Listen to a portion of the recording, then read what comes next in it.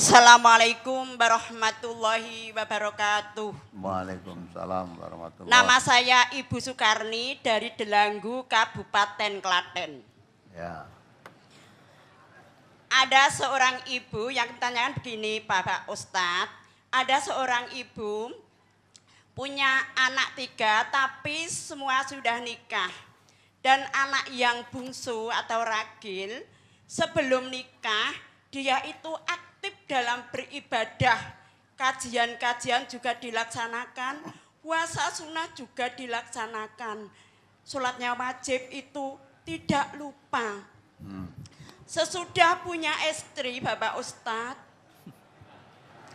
dia selalu melalaikan masalah ibadah-ibadah, terutama kalau sholat itu masih rutin, tapi puasa dan kajian-kajian itu tidak dilaksanakan.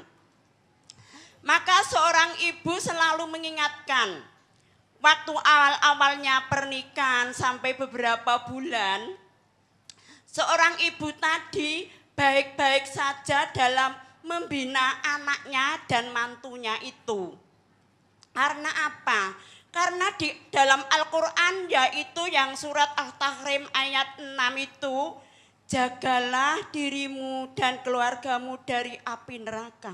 Maka dari itu kami takut kepada Allah kalau keluarga saya itu masuk ke neraka.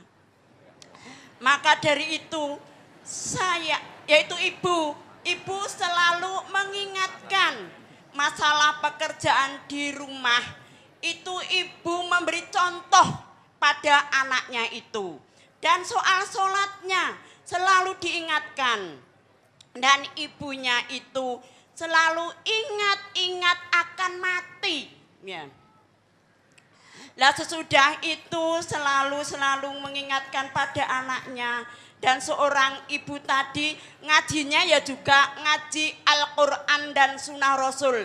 Tidak mau ngaji yang lainnya. Karena sudah tahu memahami yaitu yang diutarakan Bapak Ustadz, yang Quran dan Sunnah Rasul. Dan sampai saya, walaupun saya orang sederhana, itu sampai saya itu pasang parabola, biar soal taksen juga tahu, soal kajian yang diulang juga tahu, ngaji di istana juga tahu, hanya pun saya itu hanya lewat TV. Hari lalu terus berlalu dilewati, hilang kesabaran. Mohon maaf Ibu, langsung ke pertanyaan hilang sudah disingkat kesabaran, ya. tunggu sebentar Bapak, kesempatan untuk saya, pengundek-undek saya biar dijawab Bapak Ustadz. Akhirnya jam 7:30 saya mau ke pasar, tidak ke pasar karena anak saya itu masih di tempat tidur. Saya langsung duduk dan buka pintu. Le, aku harus ngomong karo seliramu. Lan, Mbak, kula badhe matur panjenengan awet seorang ibu tadi sama menantunya itu kromo inggil atau boso. Menantunya yang laki-laki dipanggil Mas, menantunya yang perempuan dipanggil dengan Mbak. Karena apa? Kalau itu punya kata-kata yang baik, punya harga diri.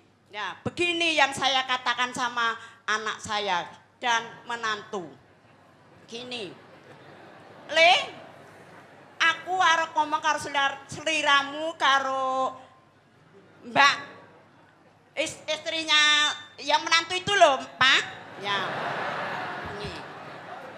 Sampai saya itu berlinang-linang air mata, mengeluarkan air mata. Karena apa?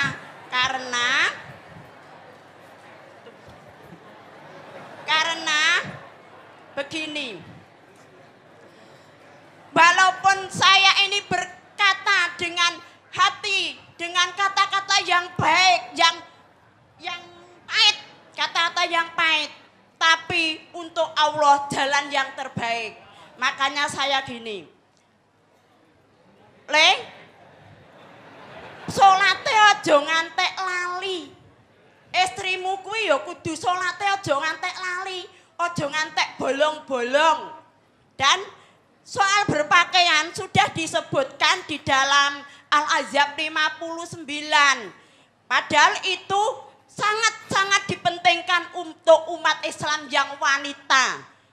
Karena apa? Karena seorang menantu tadi berpakaian dengan celana pendek. Kalau jalan wirawiri itu mertuanya tahu. Apa saya disuruh hanya melihat anak yang berpakaian begitu. Kamu tahu enggak di dalam Al-Quran kan sudah disebutkan begini. Dan masalah mendidik anak itu kan sudah punya anak Bapak Ustadz. Kalau mendidik anak itu sehabis tidur disuruh sholat tapi dia tidak. Dia sehabis tidur lalu dikasih makan. Itu cara mendidiknya tidak benar. Saya bilang gitu. Ya. Yang kami tanyakan begini. Bapak Ustadz, apakah kami perbuatan yang begitu untuk jalan yang benar menuju surga biar tidak ke jalan neraka, itu benar atau tidak? Kalau saya itu benar, semoga Allah memberi pahala. Karena tadi sudah diutarakan sama saya masalah kalau saya ini, kamu taat pada ibu, saya akan mendapat pahala. Tapi kalau tidak saya sampai sakit, meninggal, saya tentu akan istilahnya sabilillah itu apa Pak?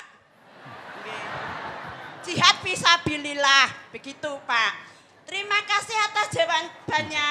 Kalau ada kekurangan saya minta maaf dan terima kasih. Wassalamualaikum warahmatullahi wabarakatuh. Ada yang menyambung Pak, tapi titipan. Titipan ini salah seorang saudara kami begini. Oke.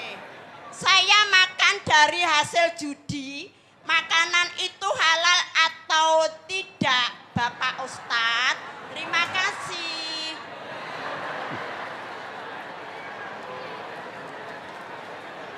Ya.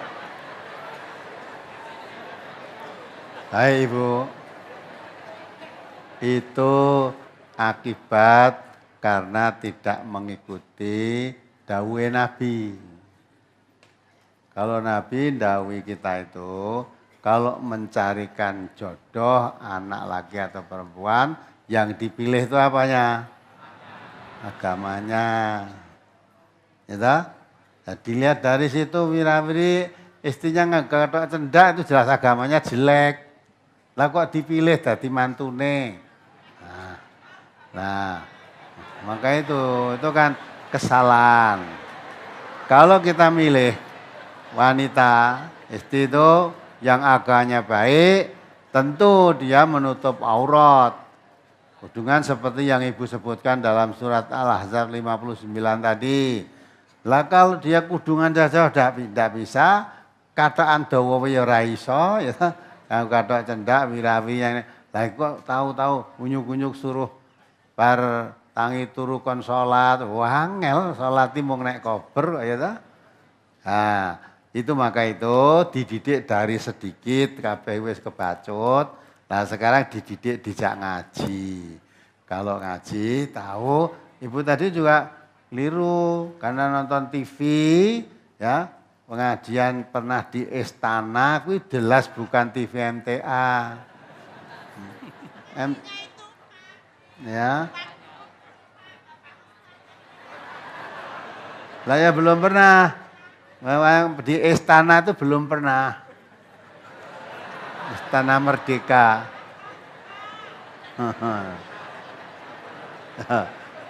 Ya, jadi ya itu maunya Ibu itu baik. Sholat diingatkan itu bagus, tetapi tidak cukup diingatkan. Kalau diingatkan ibune ndang salat nang pasar, ibune lunga wis ra sida salat ya ora ngerti. Sudah, maka diajak ngaji biar ngerti agama. Kalau sudah paham agama dan iman terhadap agama ini, tidak usah disuruh-suruh orang lain, dia sudah mapan. Tapi kalau tidak ada iman, dan tidak paham, walaupun diingat-ingatkan ya mau ya sekedar nuruti biar ibu ora rame, wis kon salat ya salat.